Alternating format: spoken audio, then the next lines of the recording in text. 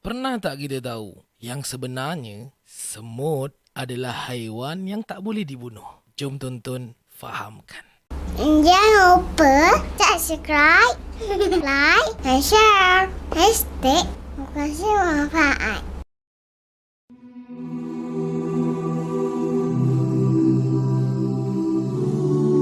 Betul ke tak boleh bunuh semut? Habis tu, kalau dia gigit kita, macam mana? Daripada Ibn Abbas radhiyallahu an, beliau menyebutkan, Naha Rasulullah sallallahu alaihi wasallam an qatli arba' min ad-dawab, an-namlah, wan-nahl, wal-hudhud, was-surat. Rasulullah sallallahu alaihi wasallam melarang membunuh 4 jenis binatang yang melata, iaitu semut, lebah, hudhud dan salah satu jenis burung namanya surat. Al-Khattabi wafat pada tahun 388 Hijrah menyebutkan, sesungguhnya larangan membunuh semut yang dimaksudkan adalah As-Sulaimani, yakni jenis semut yang tidak membawa mudarat, iaitu mengelak kecelakaan daripadanya tidak kira yang kecil. Hal ini juga disebutkan di dalam Syarhus Sunnah. Para ulama telah berselisih pendapat dalam menentukan sama ada dibolehkan membunuh semut atau serangga. Ada di antara mereka yang mengharamkan dan ada juga yang membolehkan untuk kita membunuh semut atau serangga ini, tetapi dengan syarat yang tertentu. Al-Imam Yahya bin Sharaf An-Nawawi rahimahullah ta'ala wafat pada tahun 676 Hijrah. Di dalam kitabnya Al-Majmu' menyatakan telah berkata ashab Syafi'i bahawa tidak boleh membunuh lebah, semut, burung dan katak. Selain itu Al-Baihaqi dan selain daripadanya juga berpendapat tidak boleh membunuh haiwan tersebut berdasarkan hadis Ibn Abbas radhiyallahu anhu ini. Adapun antara fatwa-fatwa sebahagian ulama moden seperti Syekh Ibn Baz, Syekh Saleh bin Uthaymin dan Syekh Dr. Wahbah Az-Zuhaili rahimahumullahu taala, mereka menyatakan bahawa dibolehkan untuk membunuh semut dengan syarat semut tersebut membawa mudarat dan ancaman kepada kita. Ia boleh dibunuh dengan apa-apa cara sekalipun, kecuali tidak dibolehkan membunuhnya dengan api.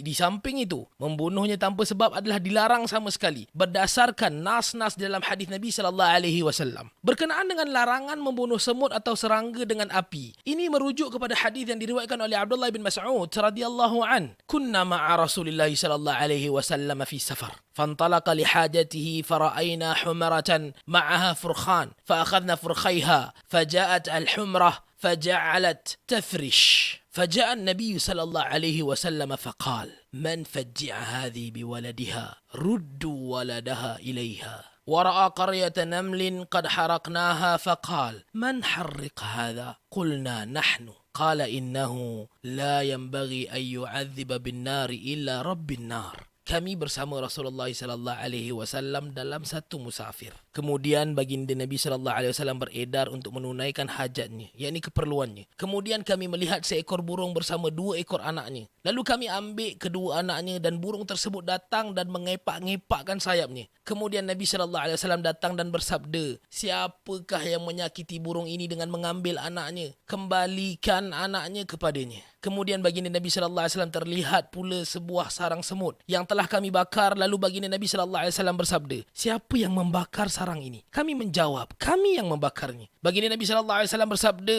"Sesungguhnya tidak layak bagi hamba untuk menyiksa makhluk dengan api, melainkan Allah Subhanahu wa taala, kerana Dia adalah pemilik api." Dalam hadis yang lain, Nabi sallallahu alaihi wasallam bersabda, "Inna nabiyyan minal anbiya qarasathu namlah فأمر بقرية النمل فأحرقت فأوحى الله عز وجل إليه في أن قرستك نملة أهلكت أمة من الأمم تسبح." Dulu ada seorang nabi di antara para nabi telah digigit oleh seekor semut. Kemudian nabi tersebut memerintahkan untuk mendatangi sarang semut tersebut lalu membakarnya. Maka Allah Subhanahu wa taala mewahyukan kepada nabi tersebut, "Adakah kerana seekor semut yang menggigitmu kemudian kalian hancurkan umat daripada umat-umat yang bertasbih?"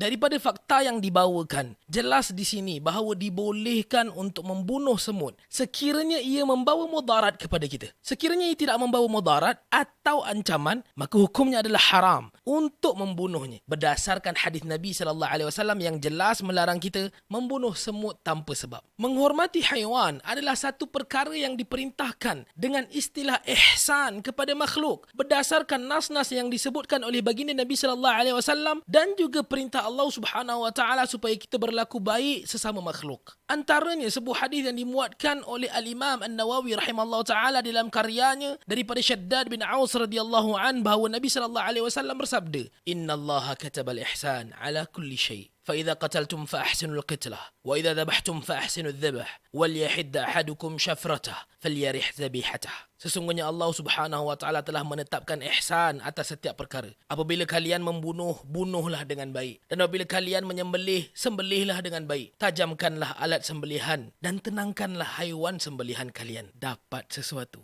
Al-Khalifah Online. #berkongsi manfaat. لا إله إلا الله محمد رسول